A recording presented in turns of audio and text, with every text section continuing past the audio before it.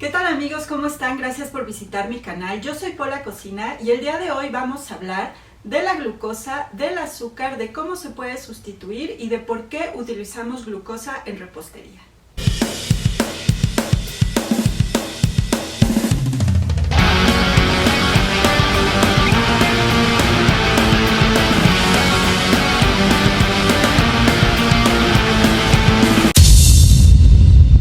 Hoy los estoy recibiendo en mi oficina porque tengo un video un poco diferente. Quiero hablar de cómo funcionan los azúcares, no solamente el azúcar de mesa, en la repostería y en la cocina, y de por qué usamos glucosa en muchas preparaciones. Porque muchas personas me han puesto la pregunta, por ejemplo, en la receta de las gomitas, en la receta de las paletas de caramelo con jugo de fruta, de por qué, más bien me preguntan cómo pueden sustituir la glucosa. Y siempre les digo, no sustituyas la glucosa, es necesaria para esta receta, pero me senté a pensar, a ver, ¿cuál es la razón por la cual mucha gente la quiere sustituir? Creo que la pregunta, que es bastante válida, viene de la confusión muy común entre la glucosa y la glucosa de alta fructosa. La glucosa, que es el jarabe de maíz que se consigue en el súper y que se usa en repostería, es una cosa, y la glucosa de alta fructosa, que es la que le ponen a los refrescos, por ejemplo, etcétera, etcétera, es otra cosa. Entonces, ambas funcionan diferentes, tienen diferente cantidad de calorías, y yo creo que mucha gente, como sabe que la glucosa de alta fructosa no es buena para la salud, cuando ve glucosa en una receta la quiere sustituir. Entonces vamos a hablar de eso. Espero no hacerles un video larguísimo, pero quiero como entrar en los detalles y tomar en cuenta varias de las preguntas que me han hecho a lo largo de los últimos años, así que tengo unas pocas notas por aquí y agárrense porque vamos a hablar primero del azúcar. Un azúcar no solamente es el azúcar de mesa. El azúcar de mesa, que se llama sacarosa, es una cosa, pero es un tipo de azúcar y hay otros. Uno de ellos es la glucosa, pero también tenemos la fructosa, tenemos por ejemplo la lactosa y tenemos otras más. Entonces, ¿por qué le ponemos azúcar a las preparaciones? Los azúcares tienen muchas propiedades y cualidades que van a ayudar a una receta. Vamos a recordar que una receta es un cambio físico o químico que le vamos a hacer a nuestros ingredientes para obtener un resultado. Entonces, si ustedes tienen una masa de pan que no tiene mucho azúcar, si se fijan, pues si ustedes muerden un pan es como un poco duro. Ahí, bueno, entra en juego el gluten y otras cosas, pero su consistencia va a ser más dura que, por ejemplo, que un pastel. Entonces, no es que se hayan sentado a inventar el pastel diciendo quiero un pan que sea dulce, sino más bien quiero un pan que sea esponjoso. ¿Cómo vamos a lograr que el pan, que esta masa retenga en el horno suficiente humedad para que quede como una esponja, para que quede esta otra consistencia? Y eso se hace a través de agregarle azúcar. Entonces, azúcar refinada en muchas recetas, pero otros tipos de azúcar en otros casos. Entonces también, por ejemplo, el azúcar va a hacer que cambie la temperatura a la cual se congela un producto. Si nosotros pusiéramos crema, que es uno de los ingredientes principales del helado, en el congelador, obtendríamos un bloque de hielo en el que además se separaría un poco la grasa del agua que tiene la crema y obviamente no obtenemos un helado. Cuando a la crema y al agua que tiene esa crema se le añade azúcar, hace que a pesar de que esté bajo cero, no se congele.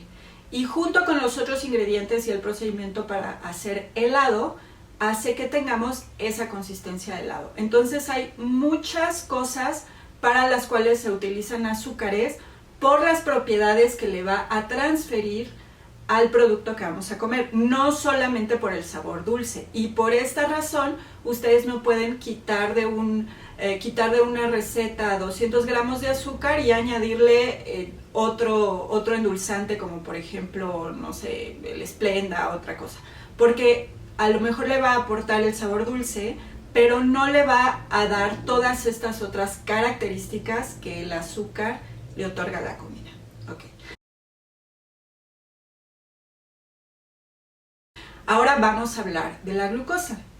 La glucosa, se los voy a tratar de explicar con un gráfico, a ver si lo puedo hacer porque luego soy bastante maleta con eso, pero si nosotros tuviéramos un mini granito de almidón, nos daríamos cuenta que son muchas partículas de glucosa pegadas.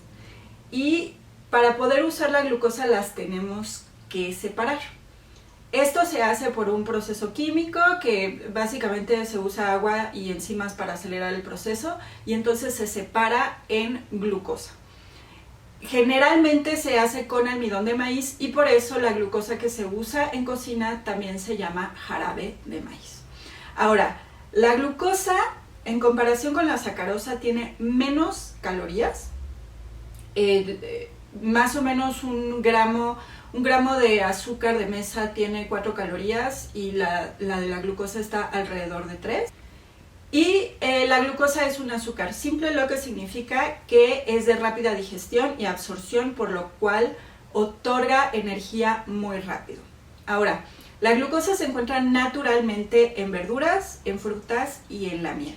No es un producto artificial, es algo que se encuentra en la naturaleza, pero nosotros extraemos para darle esas propiedades de las que les hablaba a nuestras preparaciones. Como tienen menos calorías, cuando de hecho se utiliza glucosa para bajar las calorías del producto final y no solamente las calorías. La glucosa además en el sabor, o sea, no solamente en la cantidad de calorías, sino que al gusto es 45% menos dulce que el azúcar de mesa o sacarosa. Entonces, si nosotros ponemos glucosa a la preparación, vamos a reducir el sabor dulce porque a veces para ciertos resultados se necesita mucho azúcar y el sabor es empalagoso y además vamos a reducir la cantidad de calorías que tiene. Entonces, cuando ustedes ven una receta con glucosa, es mejor a que tuviera pura azúcar. No se puede reemplazar al 100% porque en la sacarosa tiene algunas propiedades diferentes de la glucosa, entonces solamente es una parte la que se sustituye, pero esa parte ayuda a bajar las calorías del producto final, manteniendo las características de humedad y de temperatura, etcétera, de que si le pusiéramos pura azúcar. Ahora, ¿cuáles son las cualidades de la glucosa en cuanto a la cocina? Para empezar, va a potenciar el sabor de los alimentos, es decir, que los sazona un poco cómo funciona la sal y cómo funciona el ácido, pero en versión dulce. Entonces va a potenciar ese sabor. Además, como ya les dije, reduce las calorías de una preparación. Si se usa aproximadamente el 30% del azúcar, lo cambiamos por glucosa, vamos a obtener un producto reducido en calorías. Tiene la misma cualidad del azúcar de retener la humedad, por lo tanto, pues por eso es un buen sustituto en cierta proporción.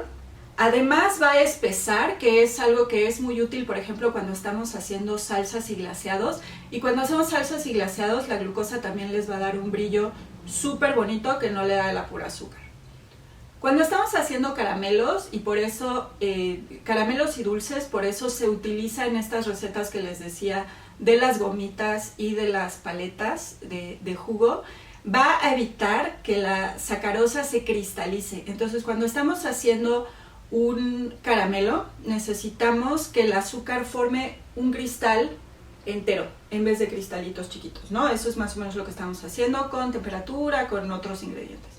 Ahora, a veces, si tú dejas en la orillita de la olla un poquito de azúcar que no está disuelta, va a hacer que ese tipo de cristal se empiece a formar en toda la superficie del caramelo y básicamente arruina la consistencia. Cuando a la sacarosa y a los otros ingredientes del caramelo le añadimos un poco de glucosa, la glucosa evita que se cristalice la sacarosa y entonces hace que más fácilmente logres tu caramelo con la consistencia deseada. Entonces esto es un súper truco para lograr un caramelo bien hecho y para hacer dulces.